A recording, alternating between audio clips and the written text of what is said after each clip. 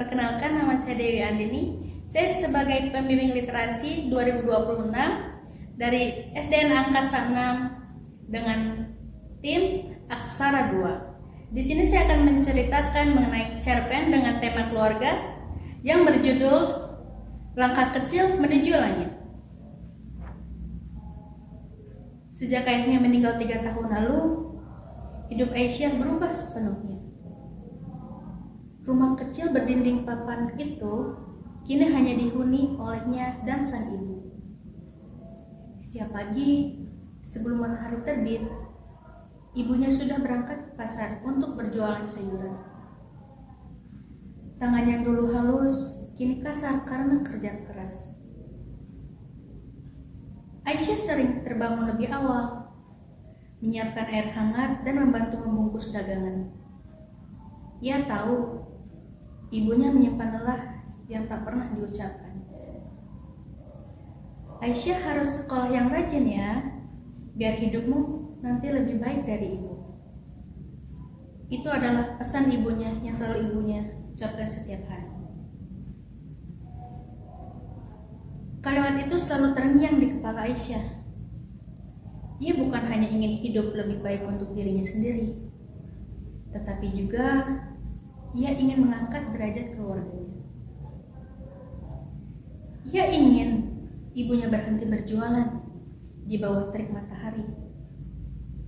Ia ingin mereka memiliki rumah yang lebih kokoh dan hidup yang lebih layak.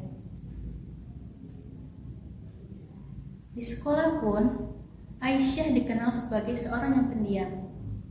Tetapi Aisyah selalu duduk di bangku yang paling depan. Buku-bukunya pun penuh dengan coretan rangkuman. Aisyah sering belajar di bawah lampu minyak karena listrik padam. Saat teman-temannya bermain, Aisyah memilih untuk berdiam di perpustakaan. Suatu hari, sekolah mengumumkan akan diadakannya seleksi siswa yang berprestasi tingkat kabupaten. Pemenangnya berkesempatan mendapatkan beasiswa hingga jenjang perkuliahan. Aisyah menggenggam pengumuman itu erat-erat. Ia tahu ini bukan hanya sekedar lomba. Ini jalan menuju cita-citanya. Malam-malam berikutnya, ia belajar dengan lebih giat supaya ia dapat lolos di seleksi tersebut. Ibunya kerap melihat cahaya lampu kamar Aisyah masih menyala hingga larut. "Jangan terlalu lelah, nak," kata ibunya lembut. "Tidak apa-apa, Bu. Aisyah ingin ibu bangga," jawabnya sambil tersenyum. Hari perlombaan tiba. Aisyah mengerjakan soal dengan tenang, meski jantungnya berdebar keras. Ia mengingat wajah ibunya setiap kali ia merasa ragu. Seminggu kemudian, nama Aisyah disebut sebagai juara umum. Ia hampir tak percaya, kakinya terasa lemas saat menerima piala. Lebih dari itu, ia dinyatakan lolos sebagai penerima beasiswa penuh. Sore itu, ia berlari pulang.